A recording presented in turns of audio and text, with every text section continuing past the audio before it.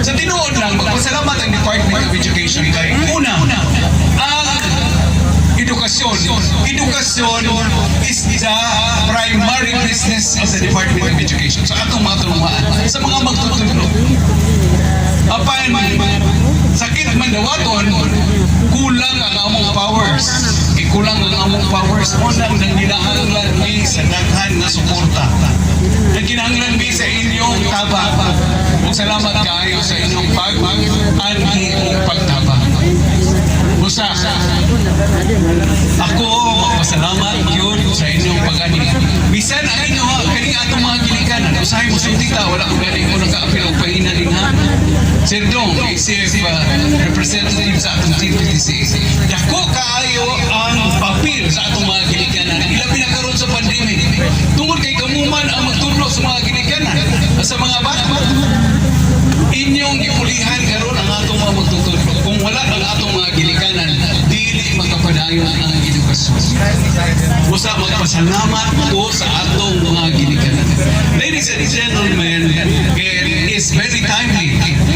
Insakto kayo panahon sa pag-abot sa atong PC Mayor, atong sugaton sa Masipag Papa, Honorable Jemar Vera Cruz. Sir, daghan kayo salamat sa imong pagtambong. Welcome dito sa Asapangan. O karon akong nagpasalamat na kina abot po magyud ang atong PC Mayor. Sa tinuod lang, isa sa mga advocates nganong maisugod kaayo pagdesisyon nga magputang taog nga tulungaan sa mga lugar nga layo kaayo, sa mga lugar nga wala ay eskwelahan, wala ay dalan gani, halos wala na agtuan o taga-gobyerno. It is simply because I believe in all of us. Nagtuo ko sa inyo na kamutanan, ang inyong kasing-kasing sa pagtabang.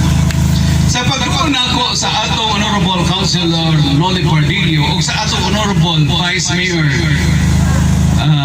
Honorable Jemar Vera Cruz, giunhan pa ko nila pagsulti nga magbutang ta og daghang eskwelahan. Matod pa sa atong Vice Mayor, let us plant schools. Plant schools. Tanong ta og mga eskwelahan. Kay maunis siya. We are one in the belief. Isa kami sa pagtuo. Isa ang atong pagtuo tanan. Nga kung mabutangan lang nato eskwelahan ang mga komunidad, ang mga lugar na wala pa na nato na naabot, automatic, kung naanay eskwelahan din ha, naanay magtutudlo, musunod ang uban ng mga serbisyo. Musunod pag-abot ang dalan. Musunod pag-abot ang uban mga ahensya sa gobyerno. Tungod kay tuan na may eskwelahan dito. Busa ang ngayon lang yun na medyo lisod ang pagsugod, kinahanglan atong sugdan. Sugdan nato ang maayong kinabuhi o maayong ugma. Tinood lisod kay ang atong guro Rimes, gani nanikamot man lang ako silang giagni isip kabahin sa ilang social responsibility muna atong i-organize ang guro Rimes aron magsakay sa ilang motorsiklo, magpaklay, magdalao, gamay ang mga resources aron makasugod o himo payag-payag man lang aron makasugod ang atong mga tulungaan. Bisan payag-payag lang. Ubay-ubay na inaabot sa atong guro Rimes.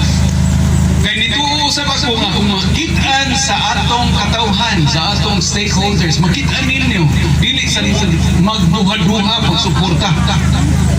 Tungod kay kanan sayo, unsa ka importante ang pagtuon o edukasyon sa matag pamilya. Bisan lang maabot ang panahon nga ang matag pamilya na alay usa ka professional. Dako nakaayon ni siya nga tama kada pamilya. Kung kada pamilya na ay maestra, na ay engineer, na ay sundalo, na membro ni ini, sayon kaayo ang pag-usap sa atong katilingban. Una-una ang imong igsuon kamo inyong mga pamilya dili sa Kalilangan. Kung na ay isa nga makatiwas sa inyo ha, mauna ang magdala sa inyong tanan aron makatiwas, aron mo asinso ang tipong pamilya. usbon ko trabaho kini sa Department of Education. Kaakuhan na mo kini. Ako kayo ang among pasalamat tungod kay naa ka mo. Ang among kaisog, ang among determinasyon nga mabutangan og serbisyo, mabutangan og pagtutudlo ang tanan nga lugar. Kinigikan sa inyohang pagsuporta. Dili ko maulaw pagbalik-balik nga kulang ang among katakos, kulang ang among kusog kami sa Department of Education kung wala kamo kang dili nato kini tanan tabangan. Atong madunggan karon ang atong uban pa nga mga stakeholders, mga ginikanan o mga barangay officials, kamo man gyud ang naa dinhi. Among isaad kaninyo nga isip mga representante, mga trabahante sa gobyerno, among ipaabot kaninyo ang serbisyo. Ngayon yung mabati kung unsa ka mapalanggaon ang atong gobyerno, kung unsa di ay ang gihuna-huna sa atong gobyerno alang kanatong tanan.